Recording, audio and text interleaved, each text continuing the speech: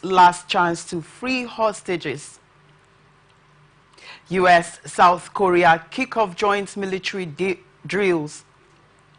Harris arrives in Chicago for Democratic Convention. Second Russian bridge destroyed. This and more to come your way in a moment. Please stay with us.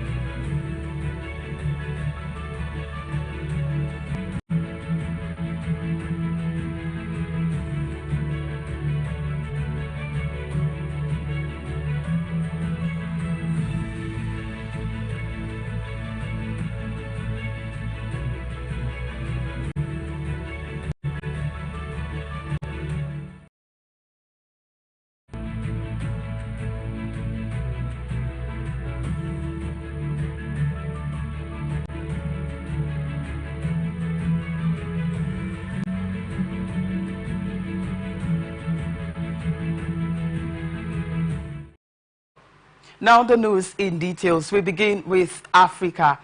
In Libya, Central Bank has announced suspension of all activities after the kidnapping of top official and threats against other bank leaders. Libya's Central Bank in Tripoli has announced on Sunday the suspension of all its operation.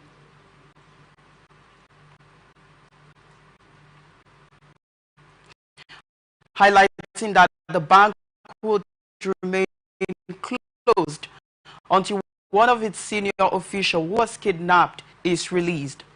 The central bank, which is internationally recognized as a depository for vital oil revenues, operates in a country long divided between rival governments in Tripoli and Benghazi.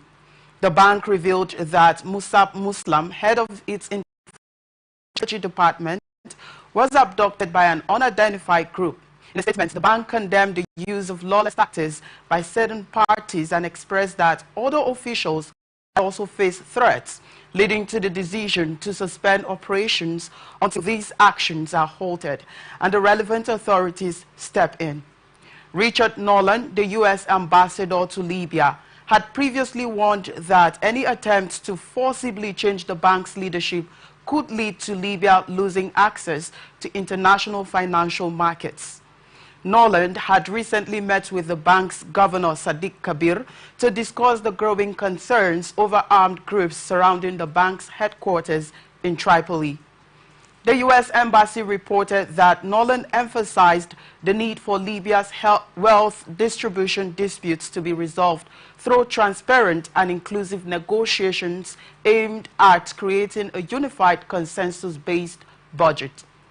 Since the 2011 NATO-supported uprising that toppled longtime leader Muammar Gaddafi, Libya has struggled with instability and was split in 2014 between warring factions in the east and west. On August 9, clashes between two armed factions in Tajora, an eastern suburb of Tripoli, 9 deaths and 16 injuries.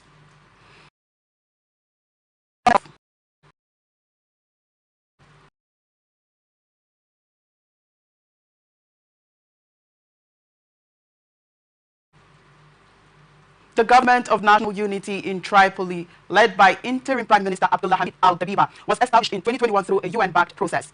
In contrast, Eastern Libya, where the national parliament is based, is largely controlled by military commander Khalifa Haftar. Despite a truce in 2020 and ongoing efforts to reunify the country's institutions, a lasting political solution has remained out of reach. Yasukuni Shrine in Tokyo honors 2.5 million mostly Japanese killed in war since the late 19th century, including convicted war criminals.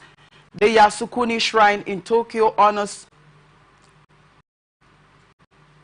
including convicted war criminals.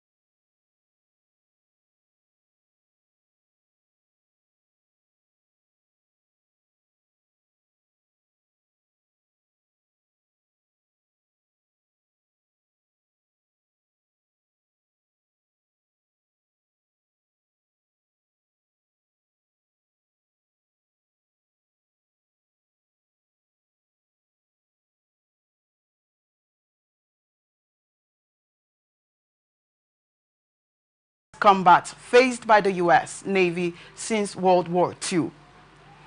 Al-Jabari once worked for former Crown Prince Mohammed bin Nayef, a trusted confidant of the U.S. in the battle against Al-Qaeda militants in the kingdom after the Sept attacks. King Salman replaced the Crown Prince for his son in 2017, and Prince Mohammed bin Nayef is believed to have been held under house arrest after Al-Jabari had sued Prince Mohammed bin Salman in U.S. federal court, alleging the Crown Prince sought to have him killed after he fled abroad. Speaking to newsmen, Al-Jabari again alleged Prince Mohammed considered assassinating former King Abdullah with a poison ring from Russia, something he claimed in a 2021 interview with newsmen. He also described his fears that the Crown Prince still wanted him killed as his children remained in prison in the kingdom.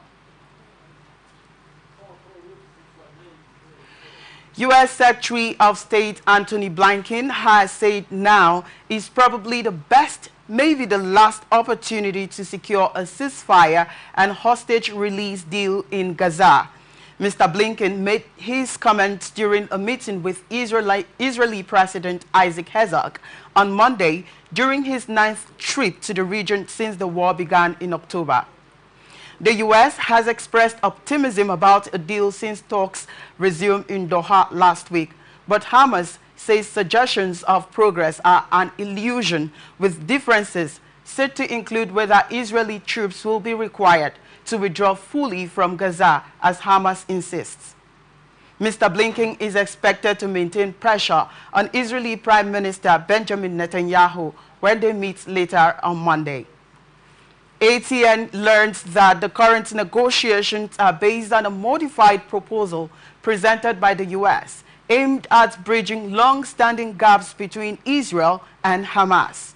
The Americans hope they can get the deal over the finish line, perhaps as soon as this time next week.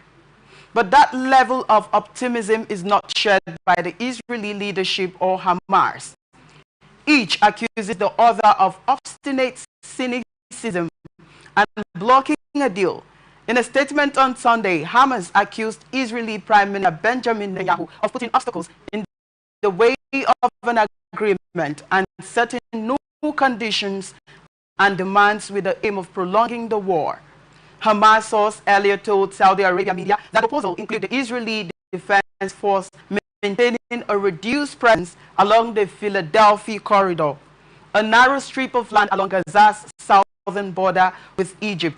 But Israeli sources have told the Times of Israel that other procedures along the border could compensate for an Israeli withdrawal from the area in the first phase of the deal. The Israeli military launched a campaign in Gaza to destroy Hamas in response to an unprecedented attack on southern Israel on 7th October, during which about 1,200 people were killed and 251 taken hostage. More than 40,000 people have been killed in Gaza since then, according to the territory's Hamas Health Ministry. The ceasefire deal agreed in November saw Hamas release 105 of the hostages in return for a week-long ceasefire and freeing of some 240 Palestinian prisoners in Israeli jails. Israel says 111 hostages are still being held, 39 of whom are presumed dead. Mr.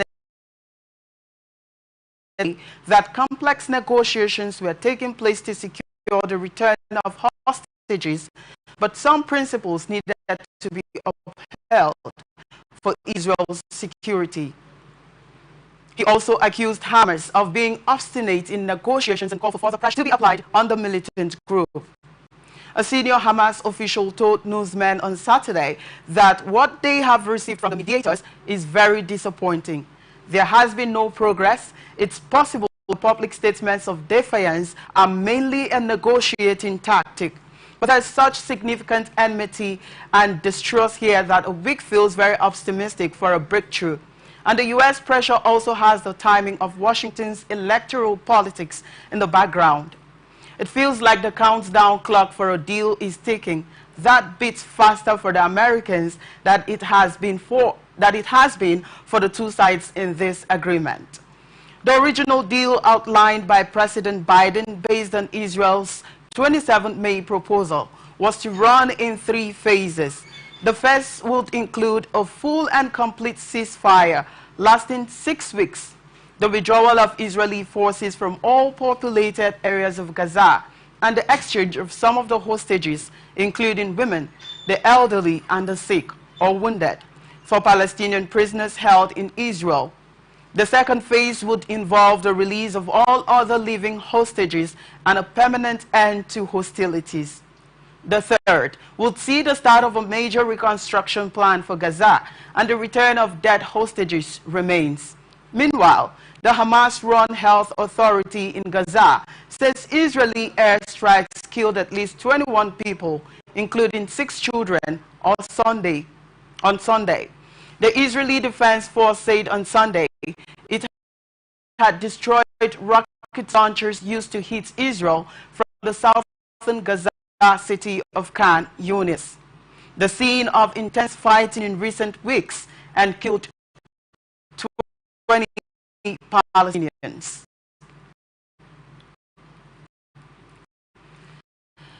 United States and South Korea kicked off their major annual joint military drills on Monday.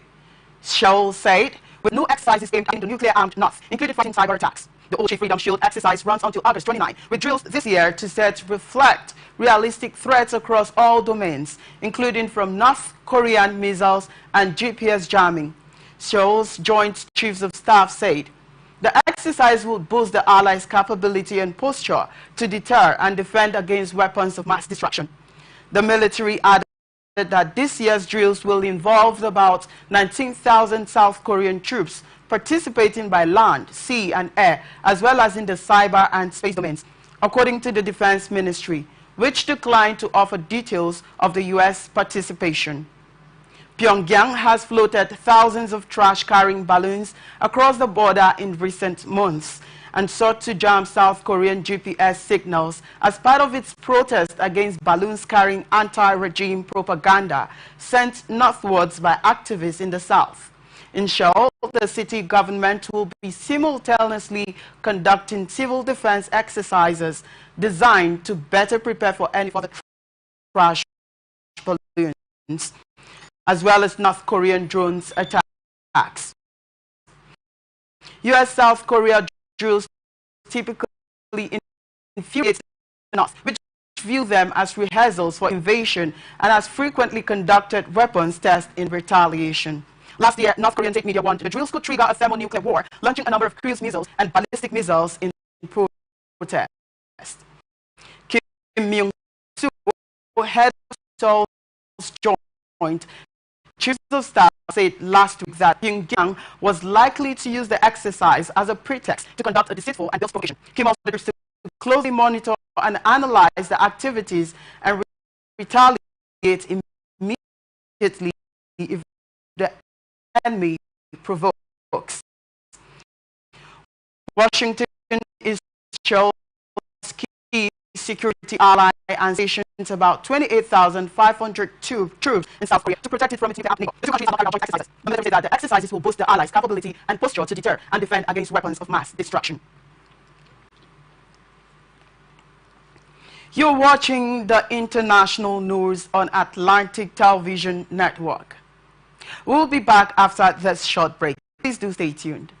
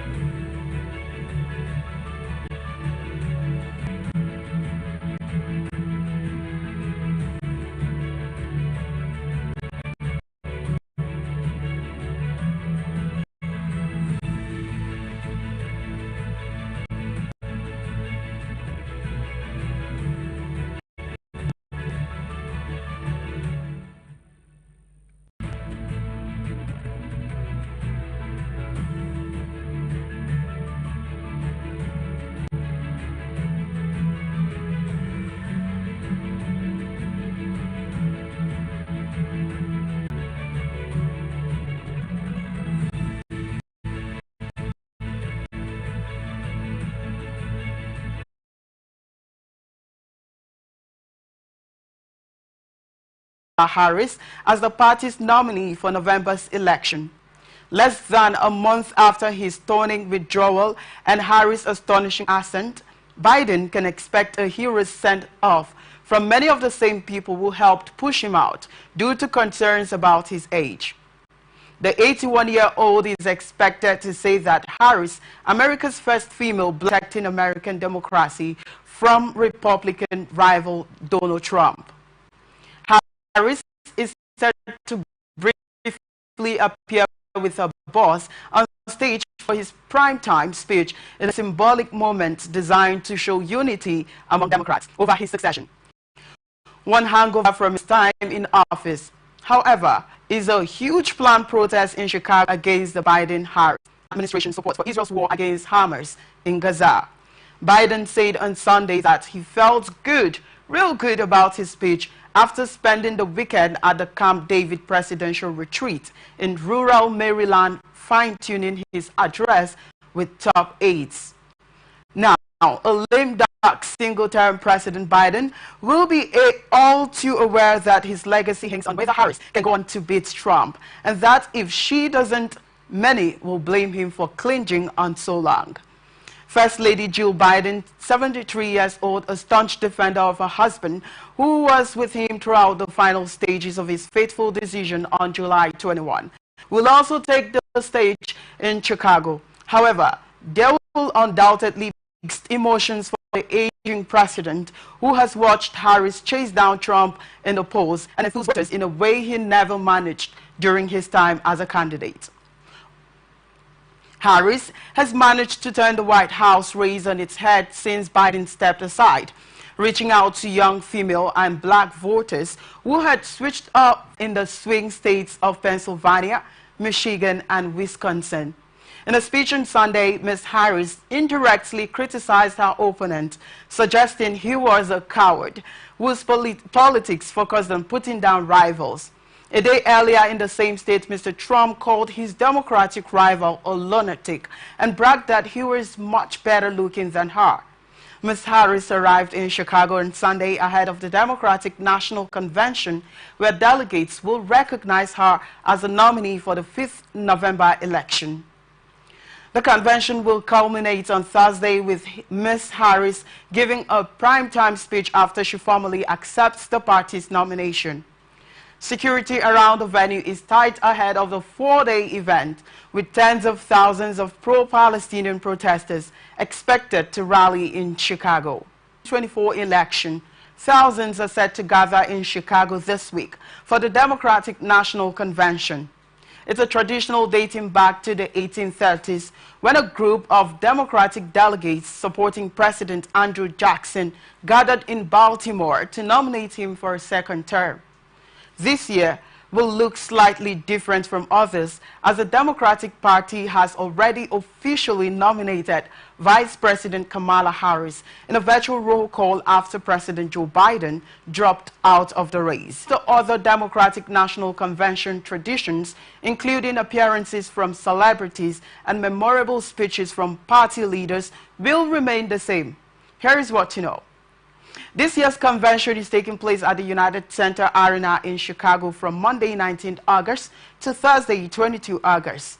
Because Ms. Harris and Mr. Waltz have already been nominated, this year's convention is on speeches from prominent Democrats and the adoption of the party's platform. Delegates working during the day to finalize the platform, a draft of which has already been released. It focuses on a broad range of issues, including plans to lower inflation, mitigate climate change, and tackle gun violence. In the draft, Democrats contrast each of the parties' position with Project 2025, an ultra-conservative blueprint for a second Trump administration could lead life.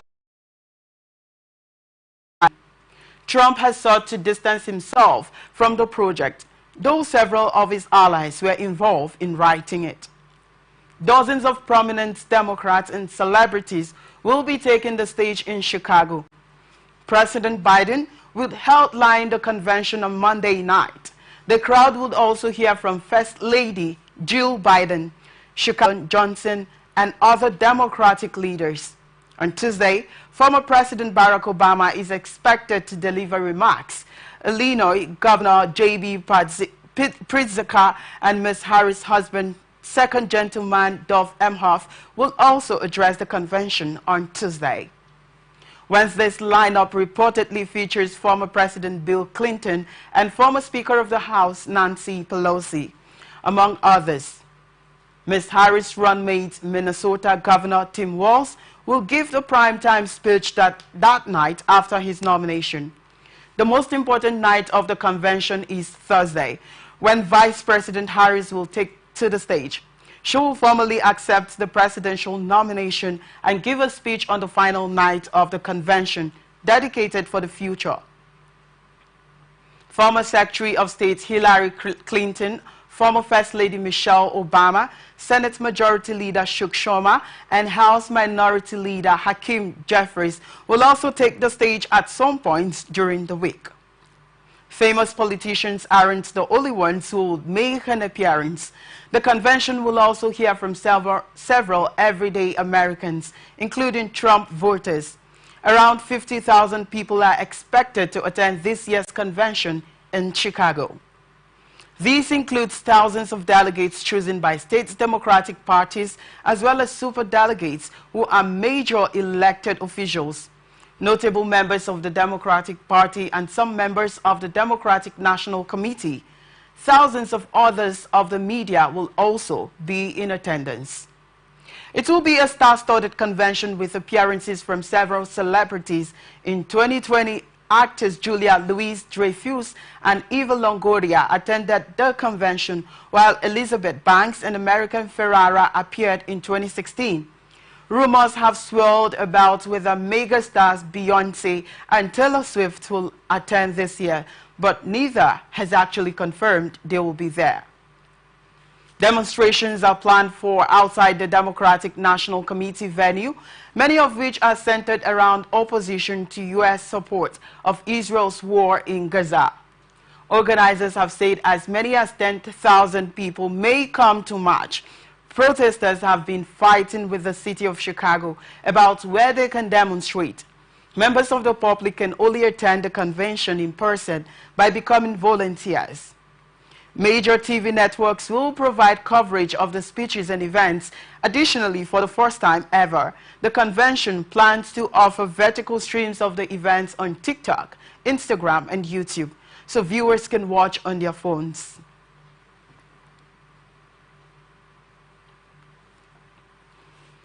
Ukraine says it has destroyed a second strategic bridge in a week as it continues its incursion into Russia's Kursk region.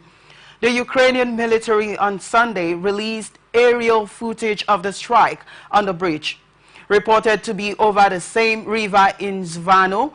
Hours later, Ukrainian President Volodymyr Zelensky said for the first time that the aims of the military incursion into Kursk included the creation of a buffer zone to stop Russian attacks. Ukraine is nearly 2 weeks into its biggest attack on Russian territory since Moscow launched its invasion of Ukraine in 2022. Minus one or more bridge, Ukrainian Force Commander Lieutenant General Mykola Oleshuk posted on social media with footage of the strike. The video shows a growing large cloud of smoke over the bridge, and one of its sections appears to be destroyed. It is not clear when the strike took place.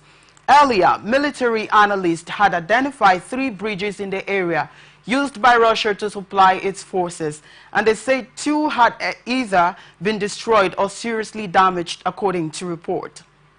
Almost 2 weeks after Ukrainian troops pushed across the border into Russia, it is becoming clear that the plan to stay. President Zelensky said on Saturday his troops were strengthening position in Kursk and expanding further in Russia. On Sunday, in an evening address, he said, "Our operation in the Kursk region is still inflicting losses on the Russian army and the Russian state, their defense industry, and their economy." He stated that this is more than just defense for Ukraine, and said that the aim was to destroy as much Russian war potential as possible and conduct maximum counteroffensive actions. Mikhailo Podolyak, an advisor to President Zelensky, insisted Ukraine was not interested in occupying Russia, but wanted to persuade Russia to enter negotiations. Moscow has called the incursion a major provocation and vowed to retaliate with a worthy response in Ukraine's east and have claimed a string of villages in recent weeks. It comes as the head of the UN's nuclear watchdog warned the nuclear safety situation at the Zaporizhia power plant in Russia. Occupied Ukraine was deteriorating following a drone strike near the site's perimeter. Extremely concerned and called for maximum restraints from all sides to protect the plant. The agency said the impact of the strike was on a road just outside the facility, close to essential water sprinkler points and about 100 meters from the only remaining high-voltage line. The plant came after a fire broke out in one of the plant's cooling towers. The International Atomic Energy Agency did not say who carried out Saturday's strike, but teams stationed at Zaporizhia said the damage seemed to have been caused by a drone carrying an explosive. The plant has not produced power in more than 2 years, and all 6 reactors have been in cold shutdown since April. Russia launched a full war in February 2022 and has been making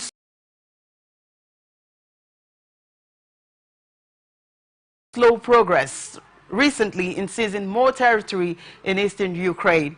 However, it was shocked when Ukrainian troops penetrated into its Kharkiv region, where they have been consolidating positions for nearly 2 weeks. Thousands of Russians have been evacuated from the area. It is the first time foreign troops have been on Russian soil since World War II. Not yet been identified was found outside the wreckage. 8 of those rescued are receiving treatment in hospital, the Italian Coast Guard said. The British Foreign Office said it was aware of the incident and in contact with local authorities. A statement from the Italian Coast Guard says that a nearby boat offered assistance to people before emergency services arrived.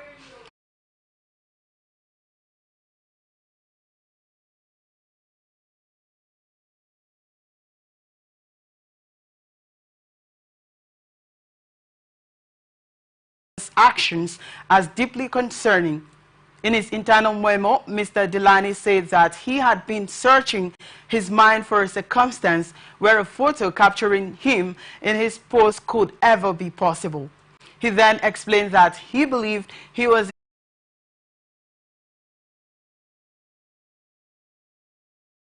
people were killed in that attack and 251 others were taken hostage. Mr. Delany added that he would continue to meet with Jewish leaders to express his deep remorse, but Ms. Schwartz said the idea that Mr. Delany could sign a letter condemning anti-Semitism while also feeling comfortable doing a Nazi salute was proof the nation needed more than superficial pledges. The scandal comes at a time when Australia is grappling with a sharp uptick in both anti-Semitism and Islamophobia, a special envoy to combat anti-Semitism, while promising to appoint an Islamophobia equivalent in the Pakistan has for weeks been